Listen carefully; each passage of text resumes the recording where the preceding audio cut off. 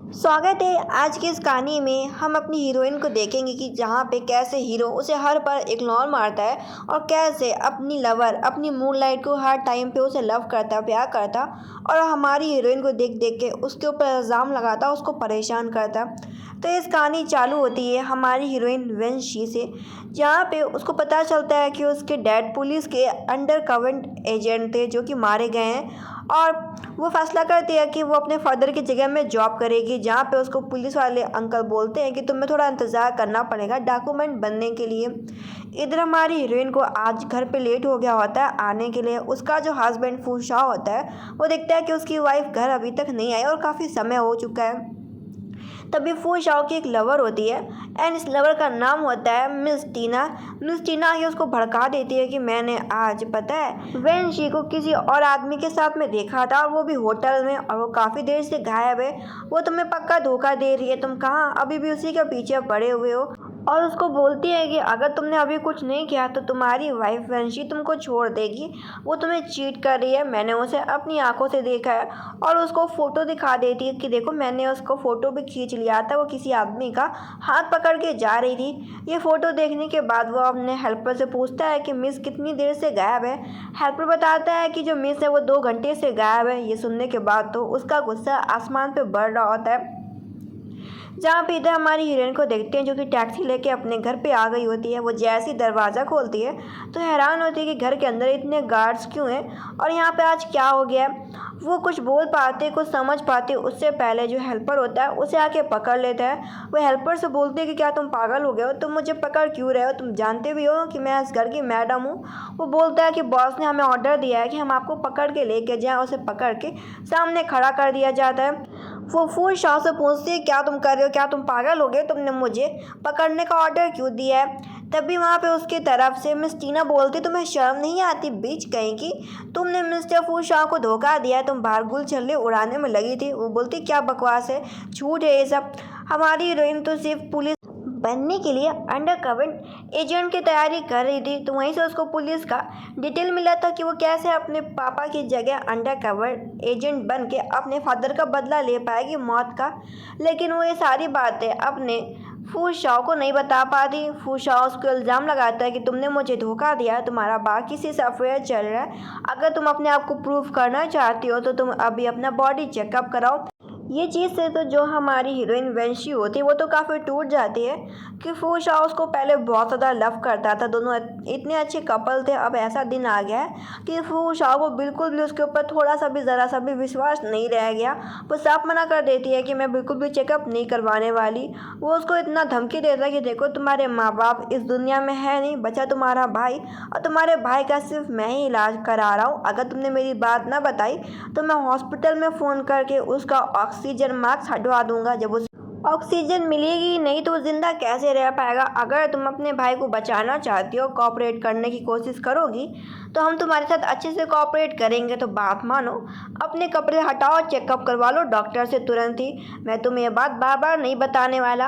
अब उसके पास ऑप्शन नहीं होता क्योंकि उसे अपने भाई को बचाना होता है। उसकी फैमिली मेम्बर में सिर्फ उसका भाई बचा होता है और वो अपना ऊपर का टॉप हटा देती है और उसकी आंखों से आंसू आ रहा होता है। वो उसकी गर्दन पकड़ लेता है कि कौन है वो आदमी जिसके साथ तुम बाहर घूम फिर रही थी, एक बार मुझे उसके बारे में पता चलने दो, फिर मैं तुम्हें अच्छे से सबक सिखाऊंगा। तो ये कहानी में एक ट्विस्ट ऐसा आता है, हमें ये पता ही नहीं कि हमारा हीरो नफरत क्यों करता है हमारी हीरोइन से। इसके पीछे भी एक कहानी है कि इन दोनों के बीच में अनबन कहाँ से चालू हुई। तो ये ट्विस्ट जान लेते। हमारी हीरोइन पहले कॉलेज टाइम पे बहुत ज़्यादा अपने लवर फूशाओ को पसंद करती थी। फूशाओ उसे उसके लिए उसका फेवरेट सूप लेके आया था, लेकिन वो कुछ बोलने से पहले उसका सूप फेंक देती है। फूशाओ शॉक हो जाता है कि उसकी गर्लफ्रेंड वेंशी क्या कर रही है। वेंशी उसे सीधा सीधा बोलती है कि मैं तुमसे ब्रेकअप करना चाहती हूँ क्योंकि तुम गरीब हो और मैं एक अमीर परिवार से बिलोंग करती हूँ, तो मैं तुम जैसे गरीब के साथ रहना नहीं चाहती, तो मैं तुम्हें छोड़ रही हूँ। मुझे एक अच्छा और एक अमीर बॉयफ्रेंड मिल गया है तो मैं उसके साथ रहूँगी। जहाँ पर फूशा उसे गिड़गिड़ा रहा होता है, प्लीज़ ऐसा मत करो, मैं अच्छे से पढ़ाई लिखाई करूँगा और एक बहुत बड़ा अमीर आदमी बन जाऊँगा, फिर हम तुम साथ में रहेंगे। जहाँ पे वेंसी ने उसका ये जो उसने बोला होता है उसको बिल्कुल ही चेंज कर देती है और कहते मुझे तुम्हारे साथ नहीं रहना। उसने अपने बॉयफ्रेंड फू शाह को असली बात नहीं बताई होती है कि वो किस लिए ब्रेकअप कर रही है और टैक्सी में बैठ के वहाँ से चली जाती है। फू शाह उसका पीछा कर रहा होता है एंड फू शाह को एक्सीडेंट हो जाता है। बेचारा वो इसी चीज़ से परेशान था कि उसकी गर्लफ्रेंड सिर्फ उसकी गरीबी के लिए उसे छोड़ के चली गई, लेकिन ये इन दोनों के बीच में सिर्फ अधूरी बात होती है। हमारी हीरोइन ने उसे असली कहानी नहीं बताई होती है। अब बाद में जानेंगे कि असली कहानी क्या है। इधर हमारी हीरोइन इतना देखती है कि फू शाह को गाड़ी ने टक्कर मार दिया। वो सीधा फू शाह के पास में जाती है और रो रही होती है कि मुझे सब छोड़ के चले गए, क्या तुम भी मुझे छोड़ के चले जाओगे? प्लीज़ उठो ना फू शाह, तुम कैसे हो, बोल क्यों नहीं रहे? फू शाह बिल्कुल भी कुछ बोल नहीं रहा होता है क्योंकि उसके सर पे चोट लगी होती है और उसको होश नहीं था। बस वो उसकी बातें ध्यान से सुन रहा होता है, जवाब नहीं दे पा रहा होता। इन्हीं चीज़ों को, पास्ट की लाइफ को याद करके वो रो रही होती है कि मेरी पिछले ज़िंदगी कितनी अच्छी थी, लेकिन अब मेरा यही फू शाह लवर कितना बदल चुका है। और वो याद करती है कि उसके फादर एक अंडर कवर एजेंट थे। वो पुलिस के लिए काम करते थे और बदमाशों, गुंडों को पकड़ा करते थे। जब एक बड़े बदमाश को पता चल गया है कि एक अंडर कवर एजेंट है उसके फादर वेंशी के, तो उसके फादर को वहीं पे शूट आउट कर दिया था और उसके घर में आके उसकी मॉम को भी ख़त्म कर दिया ऑन द स्पॉट। अब उसके उसी दिन घर पे उसके मदर फादर इस दुनिया को छोड़ के चले गए थे। सिर्फ उसका भाई बचा था और वेंसी बची थी, लेकिन भाई ये सब चीज़ों को बिल्कुल भी सह नहीं पाता। उसकी मेंटल हेल्थ ख़राब हो जाती है और इसकी वजह से वो कोमा में चला जाता है। अब वो तो बिल्कुल अकेली हो गई होती है और इसके बाद सबसे बड़ा उसे दुख ये मिलता है कि उसने जिस आदमी को छोड़ा था आज वही उसे पैसों के दम पे उसे टॉर्चर कर रहा होता है, क्योंकि उसके पास पैसे तो थे नहीं, तो उसे फू शाह को मदद लेना पड़ता है। और फू शाह उसे इतना नफरत करने लगा होता है कि वो अपना प्यार भी भूल चुका होता है। और इन दोनों के बीच में एक नई विलन की एंट्री हो जाती है, टीना। टीना ने फू शाह को एक बार बचाया था, तब से फू शाह बस टीना की बात सुनता था। उसे लगता था कि टीना उसकी सेवियर है और टीना जो कुछ भी कहेगी वो अच्छा ही कहेगी। इधर हमारी हीरोइन वेंसी का चेकअप हो रहा होता है। इधर वो खड़ा होता है, उसे बुरा तो लग रहा होता है कि उसे वेंसी के साथ ऐसा नहीं करना चाहिए। वो दिल से प्यार करता तो था वेंसी से, लेकिन ऊपर उसे नफरत भी करता था। उसे डॉक्टर बोलते हैं कि सब कुछ ठीक है, कुछ भी गड़बड़ नहीं है, लेकिन जो टीना होती है उसे बोलती है कि तुमने मुझसे कहा था फू शाह कि तुम मेरे साथ ज़्यादा से ज़्यादा टाइम स्पेंड करोगे। वो उसे दूर हट रहा होता है। टीना उसे समझाती है कि मुझे पता है कि तुम अंदर से वेंशी को प्यार करते हो, लेकिन वेंशी तुमसे प्यार नहीं करती, वो तुम्हें अभी भी गरीब समझती है। और ये मत भूलो, जब तुम खतरे में थे तो मैंने तुम्हारी जान बचाई थी, मैं तुम्हारी सेवियर थी। अगर तुम चाहते हो कि वेंशी तुमसे पहले जैसा प्यार करने लगे जैसे तुमसे वो कॉलेज टाइम में प्यार करती थी, तो उसके लिए हमें तुम्हें मिलकर उसे जलाना होगा। जितना हम क्लोज रहेंगे तुम्हारी वही लवर वेंसी उतना जलेगी और वो जल के मारे तुमसे प्यार करने लगेगी। इधर हमारी हीरोइन देखती है कि जो फू शाह उसे प्यार की बातें किया करता था मीठी मीठी, कि वो सिर्फ उसको लाइक करता है, और आज वो उसी के सामने किसी और को बाइट कर रहा, किस कर रहा। ये चीज़ देखने के बाद तो हमारी हीरोइन के दिल में दर्द होने लगता है, क्योंकि उसके पास फैमिली तो बची नहीं थी। अब उसके पास फू शाह बचा था और जिससे भी वो टूट चुकी थी, क्योंकि फू शाह अब उससे बिल्कुल भी अच्छे से बात नहीं करता था और ना उसकी केयर करता था। फू शाह उसी वेंसी के सामने, हमारी हीरोइन के सामने, मिस टीना को उठा के अपने बेडरूम में लेके जाता है। इधर वहाँ पे टीना खुश हो रही होती है, लेकिन फू शाह उसे दूर हटा देता और बोलता है कि मैं तुम्हें बिल्कुल भी पसंद नहीं करता मिस टीना, मैं सिर्फ वेंसी को जलाने के लिए ये सब कर रहा था। वो बोलता है, उसको बोलता है कि तुम्हें एक्टिंग कंटिन्यू रखनी चाहिए, वो अभी आ ही रही होगी, तुम अपनी एक्टिंग कंटिन्यू रखो, उसे लगे ताकि अंदर से हम लोग कमरे में एक दूसरे के साथ में। इधर वो बिल्कुल वैसी एक्टिंग कर रहा होता है फू शाह भी, कि बेबी मैं तुमको बहुत ज़्यादा लव करता हूँ, लाइक करता हूँ। जब वो कमरे से बाहर से सब बातें सुनती है तो वेंशी को काफ़ी बुरा लगता है कि फू शाह ऐसा कैसे बदल सकता है, क्या जादू कर दिया टीना ने कि वो मेरी बात समझना ही नहीं चाहता, सुनना भी नहीं चाहता और ना वो मुझको पसंद करता है। तभी फू शाह अपने शर्ट पैंट हटा के बाथरूम में निकलता है और उसके ऊपर पैसे फेंकता है कि तुम्हें पैसों की बहुत ज़्यादा ज़रूरत है ना, और इसके बाद उसे कुछ सामान लाने को बोलता है कि सब यहाँ पे काम के लोग हैं, सिर्फ तुम ही एक बेरोज़गार हो, जाओ जो मैं तुमको सामान बोल रहा हूँ तुम वो सामान लेके आओ। वो बहुत तरीके से, बहुत गंदा तरीके से उसका इंसल्ट करता है। इधर धीरे धीरे करके वंशी के दिल में फू शाओ बिल्कुल भी अच्छी जगह नहीं बना रहा होता, बल्कि इसका उल्टा होता है। वो धीरे धीरे करके वंशी फू शाओ से दूर जा रही होती है, लेकिन ये बात फू शाओ को पता ही नहीं चलती। बस टीना उसे अपने इशारों में नचाने की कोशिश कर रही होती है। वो उसको समझाती है कि वंशी तुमको लाइक नहीं करती, लेकिन वो बोलता है वो मुझे लाइक करती है। हम तुम बस एक्टिंग कंटिन्यू रखेंगे तो वो शायद मुझसे प्यार और भी करने लगेगी, तुम अपनी एक्टिंग पे ध्यान दो। वो कहती ठीक है, अच्छा मैं समझ गई। लेकिन टीना के दिल में इरादा बिल्कुल भी नहीं होता। उसका तो यही मतलब होता है कि फू शाओ इतना अमीर है, बस वो धीरे धीरे करके वंशी को दूर कर देगी फू शाओ से और अपने रास्ते से वंशी को हटा देगी और फिर फू शाओ से खुद टीना शादी कर लेगी।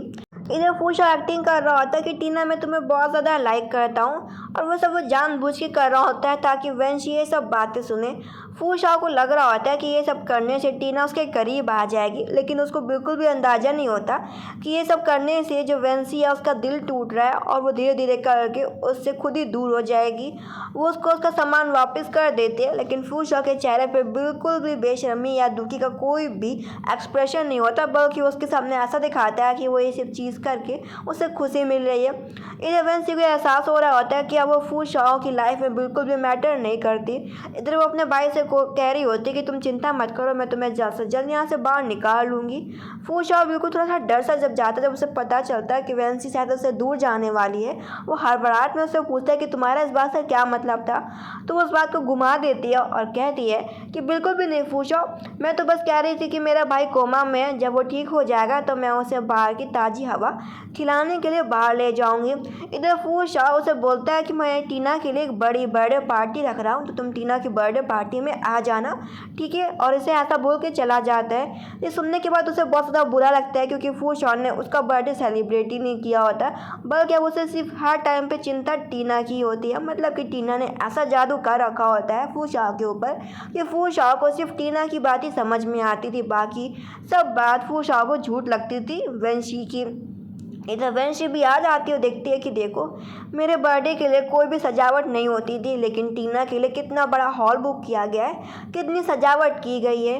इधर जो फू शाओ होता है वो टीना को सभी लोगों से मिलवा रहा होता है। सभी लोगों को लग रहा होता है कि फू शाओ की वाइफ मिस टीना ही है, और ये सब दूर से देख के वंशी को बहुत बुरा लग रहा होता है। वो तो पार्टी में वंशी को जलाने के लिए टीना को एक बड़ा डायमंड का नेकलेस दे देता है कि ये तुम्हारा बर्थडे गिफ्ट है, और टीना तो खुश हो जाती है कि वाह, अमीर लोगों की बातें अलग होती है। वो तो तुरंत उस नेकलेस को एक्सेप्ट कर लेती है और उसे बोलती है कि तुम मुझे खुद से क्यों नहीं पहना देते मेरे गले पे नेकलेस फू शाओ। जब ये सब वंशी देखती तो उसे काफ़ी बुरा लगता है कि कैसी उसकी ज़िंदगी हो गई है। उसने जिस इंसान को इतना चाहा आज वो किसी और का हो गया, किसी और के पीछे इतना पैसा खर्च कर रहा है। इधर वो जाती है वंशी मिस टीना के सामने। मिस टीना बोलती है कि तुम आ गई। बाद में जो वहाँ के लोग खड़े होते हैं वो पूछते हैं कि ये कौन है, जहाँ पे फू शाओ बोलता है कि ये इस घर की सिर्फ नौकरानी है और इसका नाम वंशी है, और ये मेरी मैडम मिस टीना की नौकरानी है। फिर उसको बोलता है कि मैं थोड़ा बात करने जा रहा हूँ, तो मेरी तरफ से सभी लोगों को हाय हेलो करके ड्रिंक पीती रहो। वहाँ पे जितने भी लोग आए होते हैं वो सभी मिस्टर फू की तरफ से मिस वंशी से ड्रिंक पी रहे होते हैं, मतलब कि वंशी फू की तरफ से ड्रिंक पी रही होती है। इधर इतने सारे लोग आ जाते हैं कि मिस्टर फू की तरफ से मैं भी ड्रिंक पीना चाहती हूँ, मैं भी उन्हें रिस्पेक्ट देना चाहती हूँ, और वो काफ़ी ड्रिंक पिला देते हैं हमारी हीरोइन वंशी को। वंशी की हालत ख़राब हो जाती है क्योंकि उसकी जो किडनी होती है वो कमज़ोर होती है और ज़्यादा दारू पी नहीं पाती एंड उसकी हालत और बिगड़ती जा रही होती है, लेकिन इसका असर बिल्कुल भी फू शाओ पर नहीं पड़ रहा होता। फू शाओ तो बेफिक्र बस हंसने में लगा होता है टीना के साथ में, लेकिन टीना की नज़र वंशी के ऊपर होती है। टीना देखती है कि वंशी जा रही है पार्टी छोड़ के, तो वो उसको आके रोक लेती है। इधर फू शाओ से बोल के जाती है कि मैं बाथरूम जा रही हूँ और मैं अभी आती हूँ। उसको बोलता है ठीक है जल्दी आना, तुम्हारा बर्थडे पार्टी है। टीना कहती है हाँ मैं अभी आ रही हूँ। फिर वो हमारी हीरोइन को बहुत बुरा गंदे गंदे वर्ड्स बोल देती है कि तुम ऐसी हो, तुम बीच हो, मुझे सिर्फ फू शाओ पसंद करता है, फू शाओ तुम्हें पसंद नहीं करता है वंशी। यहाँ पे वंशी हमारी हीरोइन बोलती तो तुम्हें मुझे बार बार बताने की क्या ज़रूरत है। टीना उसको बोलती है कि मैंने फू शाओ का एक बार जान बचाया था और उसने मुझसे प्रॉमिस किया था कि वो मुझको ही लाइक करेगा और तुम्हें घर से बाहर निकाल देगा और मुझसे शादी करेगा। इसके बाद वो कहती कि तुम्हें मैं प्रूव करके दिखाती हूँ कि फू शाओ मुझे कितना पसंद करता है, और इसके बाद खुद से सीढ़ियों से गिर जाती है। मिस टीना फिर आवाज़ देने लगती है कि फूशा जल्दी आ जाओ, देखो ना मुझे सिस्टर वेंसी ने मुझे धक्का दे दिया। फूशा दौड़ के आता है सीधा और वेंसी के पास में जा रहा होता है। सभी जितने भी गेस्ट होते हैं हैरान होते हैं कि आज तो बर्थडे पार्टी मिस टीना का था, मिस टीना कैसे गिर गई। टीना झूठा इल्ज़ाम लगा देती है वेंसी के ऊपर कि उसने मुझे धक्का दिया। वो मुझसे काफ़ी जेलस फील करती है ना कि तुमने मुझे इतना बड़ा हार दिया डायमंड का, इतनी बड़ी पार्टी दी बर्थडे पार्टी, तभी उसने मुझे धक्का दे दिया। आज वे गेस्ट भी वेंसी के ऊपर इल्ज़ाम लगा रहे होते हैं कि कितना जलती है ये मिस टीना से, इसने इतनी इसके अंदर जलन भरी है कि इसने मिस टीना को धक्का ही दे दिया। जहाँ पे फूशा फिर से मिस टीना की बातों में आ जाता है और वो सच्चाई भी नहीं देखना चाहता, वो फुटेज भी चेक वगैरह नहीं करता, सीधा मिस टीना को अपनी बाहों में उठाता और वेंसी को पकड़वा के लेके जाता है कि अगर कुछ भी हुआ ना टीना के साथ में तो वेंसी मैं तुम्हें छोड़ूंगा नहीं। वो भूल जाता है कि कुछ साल पहले ही वो इस वेंसी के लिए कितनी केयर करता था, कितनी उसकी परवाह करता था और आज वो कैसा उसके साथ बिहेव कर रहा। इधर उसको पता चलता है कि काफ़ी खून बह गया मिस टीना का और ब्लड की ज़रूरत है और ब्लड टाइप ओ होता है जो कि सेम ब्लड टाइप वेंसी का भी होता है। उससे ब्लड मांगा जा रहा होता है लेकिन वो ब्लड देने को बिल्कुल भी तैयार नहीं होती और फूशा को समझाने की कोशिश करती है कि तुम मेरे ऊपर भरोसा क्यों नहीं करते फूशा, ये हम दोनों के बीच में आ रही है, हमारा रिश्ता ख़राब कर रही है और मैंने इसे बिल्कुल भी धक्का नहीं दिया। लेकिन वो उसकी बात नहीं सुनता और बोलता है तुम्हें शर्म नहीं आती है, वो भला अपने आप को क्यों धक्का देगी सीढ़ियों से और उसका ब्लड निकलवा लेता है कि अभी तुम्हारा चेकअप होके आ रहा है, अगर तुम्हारा ब्लड ठीक रहा तो तुम्हारा ब्लड चढ़ाया जाएगा मिस टीना को। और बोलता है कि तुम वाकई बहुत ज़्यादा क्रूएल हो वेंसी, तुमने मुझे पहले गरीब बोल के तुमने मुझे धोखा दिया था और अब तुम इतना जलने लगी हो टीना से कि तुमने उसका बर्थडे वाला दिन ही ख़राब कर दिया। और कहता है कि मैं तुम्हें बिल्कुल भी इतनी आसानी से नहीं छोड़ूंगा।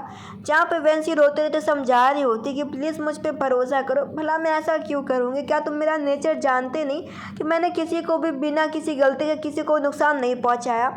लेकिन उसकी बात नहीं सुनता। इधर रिपोर्ट आ जाती है, इधर हमारी हीरोइन का ब्लड मैच कर जाता है मिस टीना से, तो उसको बोला जाता है कि ब्लड अब तुम्हें देना पड़ेगा। जहाँ पे टीना फिर से फूशा को भड़का देती है कि फूशा मेरी जान चली जाएगी तो क्या फ़र्क पड़ता है, मैं ठीक हूँ ऐसे ही, सिस्टर को खुशी मिल रही ना तो मैं ऐसे ही ठीक हूँ।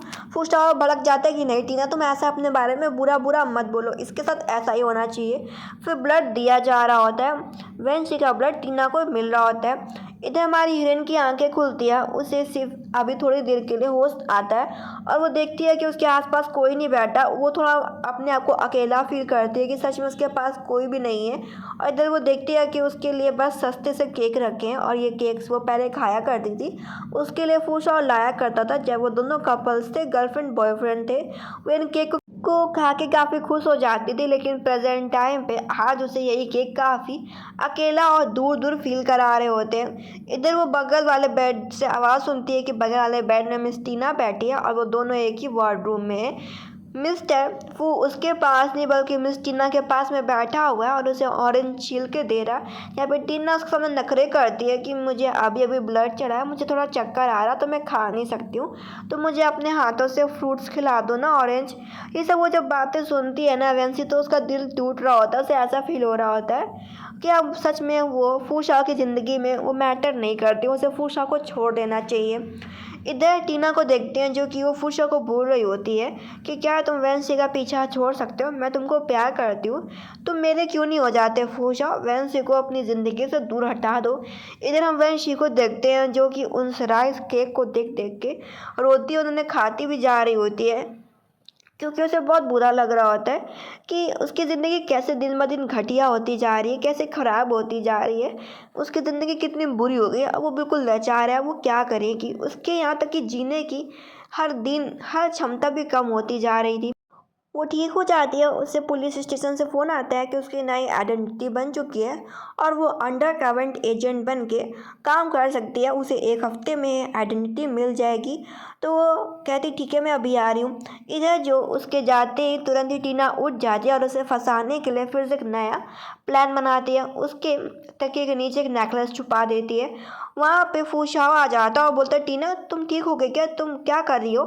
वो बताती है कि पता है फूशा अभी यहाँ पे कोई आदमी आया था और वो मिस शैन वेंसी के लिए गिफ्ट भी लेके आया था और वेंसी ने वो गिफ्ट अपने तकिए के नीचे रखा, फिर उस आदमी के साथ वो चली गई। वो काफ़ी भड़क जाता है कि देखो कौन सा गिफ्ट है। उसे खोल के देखता है तो उसे एक लॉकेट सा मिलता है। वो काफ़ी गुस्सा आ जाता है कि इसने मुझसे झूठ बोला, इसका बाहर एक अफेयर चल रहा है दूसरे आदमी से। इधर हमारी हीरोइन वापस आ जाती है 1 घंटे के अंदर में। वो बोलती है तुम मेरे बेडरूम के पास में क्या कर रहे हो, वार्डरूम के पास में। फूशाओ फूशा उसको बोलता है कि तुम मुझे क्या एक्सप्लेन नहीं करना चाहोगी वेंसी, ये तुम्हें कहाँ से मिला। वो सीधे सीधे उसको बोलते हैं कि ये मेरा गिफ्ट नहीं है, मुझे नहीं पता ये किसका है। वो उसको बोलता है झूठ मत बोलो, ये तुम्हारे ही वार्ड तुम्हारे बेड से मिला है। कौन आदमी जिसका तुमने बाहर फंसा रखा है, किसके साथ तुम अफेयर चला रही हो। वो बोलती कौन सी बकवास करे, मुझे नहीं पता तुम किस बारे में बात कर रहे हो। वो बोलता है अगर तुमने मुझे सच नहीं बताया ना तो अच्छा नहीं होगा। तुम इतना झूठ कैसे बोल सकती हो, तुम अभी उस आदमी से बाहर मिलने के लिए गई थी और उसी आदमी ने तुम्हें ये गिफ्ट दिया है ना। ये सब देख के मिस टीना को मज़ा आ रहा होता है कि इन दोनों के बीच में जितना दूरियां होगी उतना ही फूशा मेरे करीब आ जाएगा। वो फूशा को समझाती है कि देखो तुम गलत समझ रहे हो, ये मुझे नहीं पता कि मेरे बेडरूम में कहाँ से आया, ये मेरा नहीं है। फूशा देखता है कि वो सच नहीं बता रही तो टीना उसे आइडिया देती है कि अगर ये सच नहीं बता रही तो तुम इसे कमरे में क्यों नहीं बंद कर देते। अगर इसका जिस आदमी से अफेयर चल रहा होगा वो आदमी से जब मिल ही नहीं पाएगा तो वो खुद ही इसको ढूंढते ढूंढते आएगा ना, तब इसे हम पकड़ लेंगे। तो फूल शाह को ये आइडिया अच्छा लगता है और वह वंशी को एक अंधेरे कमरे में बंद कर देता है बोलते हुए कि अगर तुमने मुझे सच बता दोगी ना कि वो आदमी कौन है जिसके साथ तुम्हारा अफेयर चल रहा तो मैं तुम्हें छोड़ दूंगा, बाहर निकाल दूंगा इस कमरे से। वो बोलती है कि मेरे पास कोई बाहर अफेयर एक्स्ट्रा अफेयर बिल्कुल भी नहीं चल रहा। वो उसकी बातों में आने ही वाला होता है वंशी की बातों में फूशा, लेकिन बीच में मिस टीना आ जाती है और बोलती है फूशा उसकी बातों पे विश्वास मत करो, ये तुमसे झूठ बोल रही है, काफ़ी चालाक है, इसका सच में अफेयर है, नहीं तो इसके पास वो नेकलेस कहाँ से मिल जाता। हमें इसको इसी हालत में छोड़ देना चाहिए ताकि इसे रिग्रेट हो, इसे अपनी गलती का एहसास हो। फूशा को ये बात अच्छी लगती है मिस टीना की और वो वंशी से बोलता है कि अगर तुम सच नहीं बताओगे तो फिर तुम्हें यहीं पे रहना पड़ेगा। टीना तो एक और आइडिया दे देती है कि कमरे की लाइट ही बंद कर दो ताकि ये डरे और इसे समझ में आए कि ये कितनी बड़ी गलती कर रही तुम्हें धोखा दे के, ताकि ये हरकत कभी दोबारा कर ना पाए। वो भागने की कोशिश करती है वहाँ से, लेकिन असिस्टेंट उसे धक्का दे देता है और कमरे के दरवाजे भी बंद हो जाते हैं और लाइट भी गायब कर दी जाती है। अब उस कमरे में उसे बिल्कुल भी हवा तक नहीं मिल रही होती और ना ही एक रोशनी मिल रही होती है। उसके सामने उसके पिता की यादें आ जाती कि कैसे जब वो फैमिली घर पे सब रात भर सब सो रहे थे, आधी रात को कुछ बदमाश आते हैं और वो उसके मदर फादर को रात में ही मार के चले जाते हैं। इन सब यादों को याद करके वो टूट रही होती है, रो रही होती है। इधर हमारी हीरोइन को अंधेरे से डर भी लगता था और उसे अंधेरे से एक बीमारी भी थी और उसे प्रॉब्लम थी कि वो सांस नहीं ले पाती थी जब कभी भी लाइट चला जाता था या तो अंधेरा होता था, तो उसको प्रॉब्लम हो रही होती है सांस लेने में। इधर फूशा बस बाहर खड़ा होता है दूसरे कमरे के बाहर में। इधर वंशी अंदर होती है। टीना बोलती है कि देखो उसकी बातों पे बिल्कुल भी विश्वास मत करना, वो तुमसे सिर्फ झूठ बोल रही है। इधर हमारी हीरोइन बोल रही होती है, तेज तेज से आवाज़ दे रही होती है कि प्लीज़ मुझे बाहर निकालो फूशा, मैं तुम्हें धोखा नहीं दे रही। इधर टीना फिर से फूशा को मना रही होती है कि मैं तुमको लाइक करती हूँ और हम दोनों एक अच्छी लाइफ जी सकते हैं। वो उसको बोलता है कि मैं तुम्हें सिर्फ यहाँ पे एक्टिंग करने के लिए लाया हूँ ताकि वंशी हम दोनों को देख जेलस फील करे। इधर फूशा को लगता है कि शायद आवाज़ नहीं आ रही कमरे से वंशी की। वो दरवाज़ा खोल के देखता है कि वंशी तो गिरी पड़ी हुई है। वो तुरंत ही दरवाज़ा खोल के उसे उठा के सीधा कमरे की ओर लेके जाता है। इधर वंशी को थोड़ी देर बाद में होश आ जाता है। वो देखती है कि कमरे में उसे हवा मिल रही है और लाइट भी ऑन है, तो वो अच्छा फील करती है। उसके पास में बैठा होता है फूशा। फूशा बोलता है अभी भी वक्त है, सच्चाई बता दो। वो उसको बोलती है कि मैं तुम्हें कैसे सच्चाई बता दूँ, जब कोई है ही नहीं तो मैं कहाँ से सच्चाई बता दूँ। फूशा उसको बोलता है अगर तुम मुझे धोखा दे रहे हो तो फिर मैं इस चीज़ को यहीं पे ख़त्म करना चाहता हूँ। मैं तुम्हें बोल देता हूँ कि हमारा तुम्हारा ब्रेकअप हो रहा है और मैं अब किसी और से शादी करूँगा। तुम्हें सच नहीं बताना तो तुम सच मत बताओ, तुम मुझे खो दोगी। जहाँ पे अब वंशी को इन बातों से फ़र्क नहीं पड़ रहा होता क्योंकि वो समझ चुकी होती है कि फूसाओ के दिल में उसके लिए अब जगह बची ही नहीं। वो तो सिर्फ टीना को ही अपना समझता है। इधर टीना उनके कमरे की ओर बैठी होती है, घात लगा के उन दोनों की बातें सुन रही होती है और एक और प्लान बना लेती है। इधर फूशा उसको काफ़ी बुरा भला बोल के वैंशी के कमरे से बाहर निकल जाता है कि आज से हमारा तुम्हारा ब्रेकअप, और मैं तुमको अब लव नहीं करूँगा और मैं किसी और से शादी करूँगा।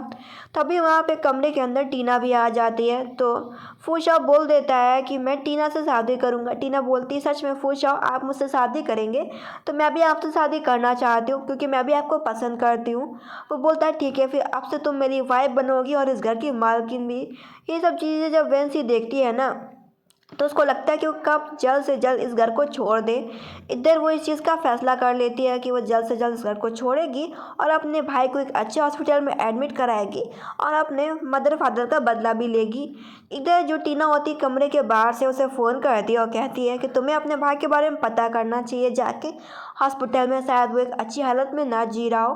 वो हैरान होती कि टीना ऐसी बातें क्यों बोल रही, पक्का टीना ने कहीं मेरे भाई के साथ कुछ गड़बड़ तो नहीं किया। वैंसी को डर लगता है, उसे चिंता होती है अपने भाई की, तो तुरंत ही वो फू मैंशन छोड़ के हॉस्पिटल की ओर भागती है। वो देखती है जाके वार्ड रूम में कि उसका भाई तो वार्ड रूम में है ही नहीं। वो परेशान हो जाती है। वो वहाँ की नर्स से पूछती है कि हेलो नर्स, आपने इस पेशेंट को देखा है? ये मेरा भाई है, मैं उसकी बहन हूँ, कहाँ गया वो बेड पे है ही नहीं। जब उसको नर्स बता देती है कि तुम्हारे भाई का दोपहर में ऑक्सीजन मास्क हट गया था, जब उसको ऑक्सीजन मिली नहीं तो उसका डेथ हो गया क्योंकि वो वैसे भी कोमा में था और वो नीचे उसकी लाश नीचे वाले फ्लोर पे है। ये सुनने के बाद वो हड़बड़ाहट में सीढ़ियों से दौड़ दौड़ के आती है और वो काफ़ी थक जाती है। वो देखती है कि वाकई अब उसका भाई इस दुनिया में नहीं है।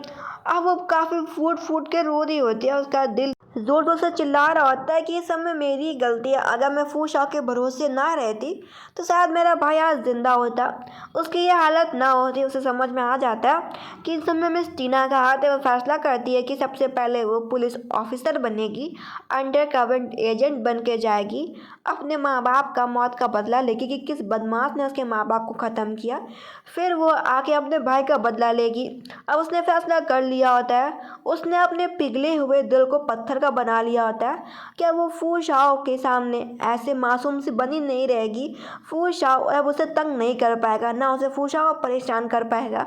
वो तुरंत ही ऑफिसर के पास फ़ोन करती है कि प्लीज़ अब मुझे मेरा वो बैच दे दीजिए, मैं वापस आके अपना काम संभालना चाहती हूँ एजेंट का। इधर हम सीन देखते हैं, हमारी हीरोइन वापस फू मैंशन जाती है। इधर उसके कमरे में सीधा कोई और नहीं, मिस टीना आ जाती है। वो बोलती तुम मेरे कमरे में क्यों आई हो? टीना बोलती है मैं इस घर की मालकिन हूँ और तुम्हारा सामान नौकरानी के कमरे में भेजा जा रहा है क्योंकि तुम इस घर के सिर्फ नौकरानी हो और मेरा शादी फू शाह से जल्द होने वाला है, तो ये कमरा मेरा हुआ और तुम नौकरानी, तो तुम्हें नौकरानी वाला कमरा दिया जाएगा। ये सुनने के बाद हमारी हीरोइन वैंसी को बहुत बुरा लगता है। फिर वो सोचती है मुझे वैसे भी यहाँ से जाना है, तो इस बात से क्या फ़र्क पड़ता है कि मुझे कहाँ रहना कहाँ नहीं रहना। अब जितने भी उसे सारे टॉय मिस्टर फू शाह ने उसे दिए होते हैं पहले, वो सारे टॉय जला रही होती है कि जब फू शाह शादी किसी और से कर रहा है तो मुझे ये टॉय क्यों ही रखने चाहिए, ये फ़ोटो मुझे हटा देनी चाहिए क्योंकि अब मैं फू शाह से पूरी तरीके से अलग होना चाहती हूँ। इधर फू शाह घर पे आया होता है तो देखता है कि बाहर वेंशी को जलाने में लगी है। वो देखता है कि वो उसके दिए हुए सारे गिफ्ट्स जला रही है। वो उसको बोलता है तुम्हें बुरा नहीं लग रहा कि तुम इन गिफ्ट्स को जला रहे हो? क्या तुम मुझसे इतना नफरत करती हो वेंशी? यहाँ पे वो फू शाह को सीधा और सिंपल सा जवाब देती है कि तुम शादी किसी और से करने जा रहे हो, भला मैं इन गिफ्ट्स को क्यों रखूँगी, मुझे क्या करना है इन गिफ्ट्स को रख के, मुझे तो ये सब जलाना ही होगा ना, और वैसे भी तुम तो शादी कर रहे हो। वो बोलता है ठीक है फिर रिग्रेट मत करना क्योंकि मैं अब टीना से शादी करूँगा और मैं कल टीना को वेडिंग गाउन दिला के लिए लेके जा रहा हूँ, तुम्हें भी चलना होगा ताकि तुम टीना की हेल्प कर सको वेडिंग गाउन चूज़ करने में, तो तुम टाइम से आ जाना, बिल्कुल भी देरी मत करना। वो सोचती है हाँ आ जाऊंगी क्योंकि वैसे भी आखिरी बार है जब मैं तुमसे मिलूंगी। इसके बाद वो अपने भाई की ग्रेव को ठीक करती है, अपने भाई के लिए ग्रेव बनाती है।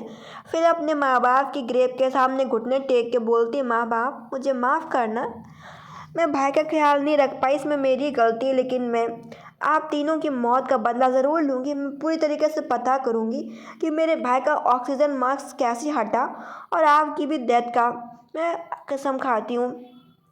इसके बाद वो टीना के साथ जाती है वेडिंग गाउन चूज़ करने के लिए, हेल्प करने के लिए टीना उससे पूछती है वेडिंग गाउन कैसा लग रहा है, जहाँ पे वो बोल देती है हाँ अच्छा लग रहा है, ऐसा जवाब वेंशी देती है। इधर जो टीना होती है वो चिपक रही होती है फूशाओं से और बोलती है कि पता है मैं कितनी खुश हूँ कि हम तुम फाइनली शादी करने वाले हैं फूशाओ। वो बोलता है हाँ मैं भी खुश हूँ कि मैं भी तुमसे शादी करने वाला हूँ टीना। इधर शादी वाला दिन आ जाता है। फूशाओ की नज़रें तो सिर्फ वेंशी के ऊपर में होती है कि वेंशी अभी तक क्यों नहीं आई उनके वेडिंग डे पे। इधर हम वेंशी को देखते हैं जो कि अपना कमरा सिर्फ जला रही होती है ताकि फूशाओ से कभी भी ढूंढ ना पाए और फूशाओ को लगे कि वो मर गई है और वो एक अपनी नई आइडेंटिटी बना के दूसरे शहर में प्रूफ इकट्ठा कर सके उसके माँ बाप का कि डेथ किसने किया। इधर हम सीन देखते हैं जहाँ पे लोग इंतज़ार कर रहे होते हैं कि आगे की शादी कब बढ़ेगी। फूशाओ उसे रिंग तो पहना देता है लेकिन वो देखता है कि अभी भी वेंशी नहीं आई।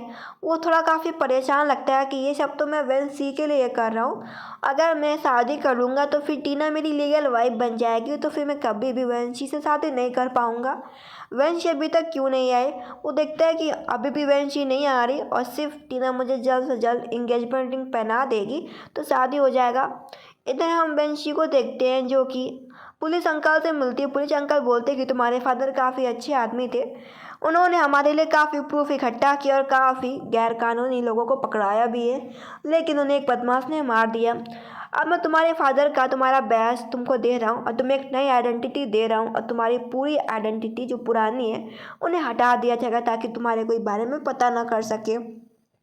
इधर वो आज से पुलिस ऑफिसर बन जाती है अपने फादर की जगह पे और वो पुलिस के लिए एज एक अंडर कवर एजेंट बन के काम करेगी। इधर फूशाओ देखता है कि अभी भी वेंची नहीं आई तो वो समझ जाता है कि वेंची नहीं आने वाली तो वो शादी छोड़ के भाग जाता है। टीना हैरान हो जाती है कि तुम फूशाओ क्या कर रहे हो, वेंची देखेगी तो जलेगी नहीं, फिर वापस आओ, लेकिन फूशाओ नहीं सुनता। इधर वो बाहर आता है तो उसे पता चलता है कि उसके विला में आग लग गई है और मैडम हॉस्पिटल में है। ये सुनने के बाद वो तुरंत ही भागता है कि क्या आग लगी, तुमने बात मुझे पहले क्यों नहीं बताई। वो हॉस्पिटल की ओर भागते तो उसे पता चलता है कि वेंशी डेड है, मतलब कि वो मर चुकी है, उसकी पूरी बॉडी जल चुकी है आग में। फूशाओ दिखता है कि उसके सामने से वेंशी का बॉडी लेके जाया जा रहा है। वेंशी के हाथ में वही ब्रेसलेट है जो कि उसने वेंशी को 4 साल पहले गिफ्ट किया था कि ये मेरी मदर का ब्रेसलेट था। उन्होंने मुझसे कहा था कि वो अपनी होने वाली बहू को ये ब्रेसलेट देगी, तो ये ब्रेसलेट मैं तुम्हें दे रहा हूँ वेंसी, तुम इसे संभाल के रखना, मैं तुम्हें अपने तरीके से तुम्हें गिफ्ट दे रहा हूँ, प्लीज़ मुझे कभी छोड़ना मत। और आज वो इन चीज़ों को याद कर रहा होता है, उसे काफ़ी बुरा लग रहा होता है कि इतनी उसने मेहनत करी और वेंसी आखिरी में मर गई, ऐसा कैसे हो सकता है। तभी वो देखता है कि वो ब्रेसलेट हाथ से गिर जाता है और वो टूट जाता है। वो जैसे ही ब्रेसलेट टूटता है ना तो दौड़ के सीधा फूशाओ भाग के आता है और उस ब्रेसलेट को उठा लेता है और उस ब्रेसलेट को पकड़ के रो रहा होता है। उसे विश्वास ही नहीं हो रहा होता कि वेंसी सच में मर चुकी है। उसे लगता है कि कहीं कुछ गड़बड़ तो नहीं है, तो वो उस बॉडी को जानने नहीं देता और बोलता है कि मैं चेक करना चाहता हूँ। उसे पता चलता है कि फेस पूरा जल गया, कुछ भी पता नहीं चलेगा, तो बोल रहा होता है कि क्या सच में तुम ही हो वेंसी, ऐसा कैसे हो सकता है। उसे विश्वास ही नहीं हो रहा होता है। इधर हम सीन देखते हैं हमारी हीरोइन वेंशी को, जिससे पता चलता है कि उसे दूसरी सिटी भेजा जा रहा है और वहाँ पे उसे कुछ बदमाशों को पकड़ना होगा, तो उसे वो शहर जाना होगा। उसके साथ एक और बंदा भी उसे दिया जाएगा पार्टनर, जिससे वो दोनों साथ में मिलकर काम कर सकेंगे और उन्हें जल्दी काम करने में आसानी भी होगी। इस बंदे का नाम मिस्टर पे होता है। वो बोलता है कि मैं आपका नया पार्टनर जो कि आपके साथ इस मिशन में जाने वाला हूँ, मिस वेंसी। इधर हम सीन देखते हैं जहाँ पे हमारे हीरो ने वेंशी का कबर मतलब कि ग्रेव अपने फू मैंशन के पास में करवा लिया होता है कि हमेशा से जो वेंसी है वो फू परिवार से बिलोंग करे। वो बैठा होता है और रो रहा होता है। तभी वहाँ पे जब ये चीज़ टीना को पता चलती है कि वेंसी आग में जल के मर गई है, तो ये सुनने के बाद उसकी खुशी का ठिकाना नहीं रहता। वो फूशा को बोलती है कि तुमने हमारी शादी को छोड़ के तुम क्यों चले है, चलो हम डॉक्यूमेंट वाली शादी कंप्लीट कर लेते हैं, मैरिज सर्टिफिकेट बना लेते हैं। लेकिन वो उसे खींच के थप्पड़ मार देता है कि तुम क्या पागल हो क्या, मैं सिर्फ तुम्हारे साथ नाटक कर रहा था, दिखावा कर रहा था ताकि वेंसी जले, मैं रियलिटी में तुमसे शादी नहीं करने वाला था, तुम होश में तो हो। इधर उसे कुछ डाउट हो रहा होता है कि वेंसी कैसे मर सकती है, उसे विश्वास नहीं हो रहा होता, उसका दिल मान नहीं रहा होता। तो वो चेकिंग करने को बोलता है फुटेज के, उधर उसे पता चलता है कि फुटेज तो नहीं मिले क्योंकि सारे कैमरे ख़राब हो रखे थे। वो बोलता है क्या सारे कैमरे ख़राब हो रखे थे? फू परिवार में सारे कैमरे कैसे ख़राब हो सकते हैं? वो बोलता है लेकिन जो फू मैशन के घर के बाहर जो रोड गई है वहाँ का कैमरा ठीक था, तो हमें उससे एक फुटेज मिली है जहाँ पे मैडम जैसी मिलती जुलती लड़की निकल के बाहर गई है। ये देखने के बाद उसे कंफर्म हो जाता है कि जो वेंसी है वो ज़िंदा है, लेकिन वो मुझे सिर्फ छोड़ के चली गई है अपनी मौत का दिखावा करके। मैं उसे ढूंढ कर आऊँगा। वो पक्का अपने भाई से मिलने के लिए ज़रूर गई होगी हॉस्पिटल में। वो हॉस्पिटल में जाता तो देखता है कि यहाँ पे कोई है ही नहीं बेड पे। वो नर्स से पूछता है कि यहाँ पे एक लड़का था, पेशेंट था जो कि कोमा में था, वो किधर गया? वो बताती है कि 1 हफ्ते पहले उस लड़के की मौत हो चुकी है, वो लड़का नहीं है इस दुनिया में।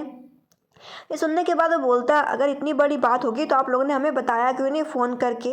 वो बोलती है कि उसकी बहन आई थी उस लड़के की, उसने मना किया था कि मैं उसकी बहन हूँ, मैं उसका सिर्फ परिवार हूँ और किसी को फ़ोन करने की ज़रूरत नहीं है। ये सुनने का उसे पता चलता कि हाँ वो 1 हफ्ते पहले आई थी, लेकिन वो सोचता है कि पक्का वो ज़िंदा ज़रूर होगी, वो मर नहीं सकती, वो सिर्फ मुझसे बचने की कोशिश कर रही है, मैं उसे ढूंढ के रहूँगा।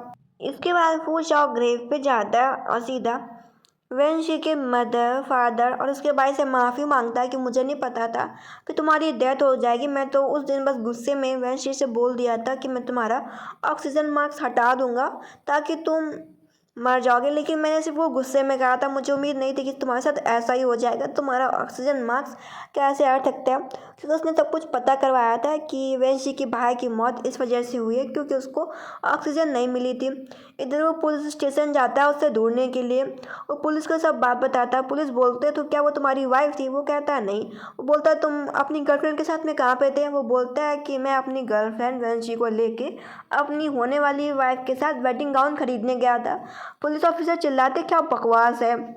वो समझाता है कि मैं उसे जलाने के लिए सब कर रहा था ताकि वो जले और मुझसे दोबारा लव करने लगे। पुलिस बोलते क्या तुम ऐसा कैसे कर सकते हो? ये तो सिर्फ साफ साफ उसको परेशान करना कहते हैं। फिर उसका नाम पूछते हैं तो वो उसका नाम डालते हैं कंप्यूटर में, और जहाँ पे फूल शाह को बस इतना पता चलता है कि उसकी तो डेथ हो चुकी है आग में जल के। ये सुनने के बाद फूल शाह को विश्वास नहीं हो रहा होता। वो तो कंप्यूटर देखने की कोशिश कर रहा होता है, लेकिन पुलिस वाले डांटते हैं कि ये देखो ये तुम्हारा घर नहीं है जो तुम मनमानी करोगे। जो हमारे इस कंप्यूटर में डेटा दिख रहा है हमने तुम्हें उसी डेटा के बारे में बताया। अब उसे समझ में आ जाता है कि वह वंशी को दूर नहीं पाएगा, लेकिन वो अभी भी हार नहीं मानता। वो बाहर जाता, बारिश हो रही होती है। वो एक किसी औरत को ही वंशी समझ लेता है और पकड़ के हक कर लेता है कि वंशी मुझे मिल गई, मुझे पता है कि तुम मुझसे गुस्सा हो, चलो हम सब छोड़ के वापस घर चलते हैं। लेकिन वो देखते हैं कि वो तो वंशी है ही नहीं, बल्कि वो कोई और लड़की है। इधर हमारी हीरोइन को एरोप्लेन का टिकट मिल जाता है कि आज वो उड़ान भरने वाले हैं किसी और सिटी के लिए। वो खुश होती है इस नए मिशन के लिए। क्या उसने अपनी नई ज़िंदगी स्टार्ट कर लिया, अब वो अपना पास्ट याद नहीं करेगी। इधर फूशा पूरी कोशिश कर रहा होता है कि वो हर तरीके से सच्चाई ढूंढ सके। इधर घर पे टीना भी आ जाती है और टीना देखती है कि फूशा इन्वेस्टिगेट करा रहा है कि ऐसा क्या हुआ कि वो वंशियों से इतनी जल्दी छोड़ के चली गई। इधर जो टीना होती है वो उसको कुछ भी करने नहीं दे रही होती, बल्कि बोल रही होती है कि मैं तुम्हारी वाइफ हूँ, प्लीज़ तुम मुझे छोड़ के मत जाओ, हम तुम साथ में रहेंगे। लेकिन वो उसको दूर हटा देता है कि मुझे तुम्हारे साथ नहीं रहना। इधर मिस्टर वो एक बहुत बड़ा कंपनी का मालिक होता है, तो उसकी जो शादी की जो न्यूज़ होती है पूरे शहर में फैली हुई होती है कि वो अपनी शादी वाले दिन दुल्हन को छोड़ के भाग गया था शादी से। वो यही सब वो न्यूज़ देख रही होती है। इधर उसका पार्टनर बोल रहा होता है कि तुम क्या देख रही हो वंशी? वंशी बोलती कुछ भी नहीं मिस्टर पे, बस कुछ पास की चीज़ें थी जिनको मैं याद कर रही थी, इसके अलावा कुछ भी नहीं। फिर कहती है मॉम डैड मैं वापस आ चुकी हूँ इसी शहर में और मैं कोई ना कहीं मुझे सुराग तो मिलेगा कि इन सबके पीछे कौन था जिसने हमारे परिवार को ख़त्म किया। इधर फूल जाओ अपने घर ही आ रहा होता है, तब वो एक बात सुन लेता है टीना की, टीना किसी से फ़ोन में बात कर रही होती है कि मैंने सिर्फ दिखावा किया था और फूशा मेरी बात पर ट्रस्ट कर लिया और उसने वेंसी को बहुत परेशान किया। फूशा किसी को फ़ोन करता है कि ज़रा फुटेज चेक करो पार्टी वाले दिन का कि टीना सच में गिरी थी कि नहीं गिरी थी सीढ़ियों से। इधर फू शाओ को सच्चाई पता चल जाती है, लेकिन वो कुछ नहीं बोलता, सीधा आके चेयर पर बैठ जाता है। इधर टीना उसको मनाने के लिए अच्छा अच्छा खाना तैयार की होती है, लेकिन उसको यही नहीं पता होता टीना को कि फू शाओ को एलर्जी होती है मूंगफली के दाने से, मतलब कि पीनट से, और वो दवा भी ढूंढ रही होती है। फू शाओ भड़क जाता है कि दूर हटो मुझसे। वो डॉक्टर को बुलाता है, डॉक्टर उसको दवा दे देते हैं कि आप एकदम ठीक है। फिर फू शाओ जब ठीक फील करता है तब वो टीना की सच्चाई खोलना चालू करता है। कि तुम उस दिन सीढ़ियों से अपने आप गिरी थी ना, तुम्हें वेंसी ने धक्का नहीं दिया था टीना, तुमने मुझसे झूठ बोला। और खींच के थप्पड़ मारता है टीना को कि तुम कितनी घटिया लड़की हो, कितनी बुरी हो, तुम ऐसा कैसे कर सकती हो। और उसको बोलता है कि तुमने जो उस दिन वेंसी को फील कराया था ना, आज तुम्हें वो फील करना पड़ेगा। और बोलता है कि जितना इसने वेंसी का खून लिया था ना, उतना इससे दुगना इसका खून निकालो टीना का। वो बदला ले रहा होता है वेंसी का, वो अपने आप को भी कोस रहा होता है कि उसने क्यों नहीं वेंसी की बातों पे विश्वास किया, वो इतना क्रूएल कैसे हो सकता है वेंसी के लिए। तो गाइस ये इस कहानी का पार्ट 1 है और इस कहानी का पार्ट 2 बाकी है। अब वो पार्ट 2 इस कहानी का लास्ट पार्ट होगा, बस 2 ही एपिसोड है इस कहानी के, पार्ट 1 पार्ट 2। अगर देखना हो तो पार्ट 2 के लिए कमेंट कर देना।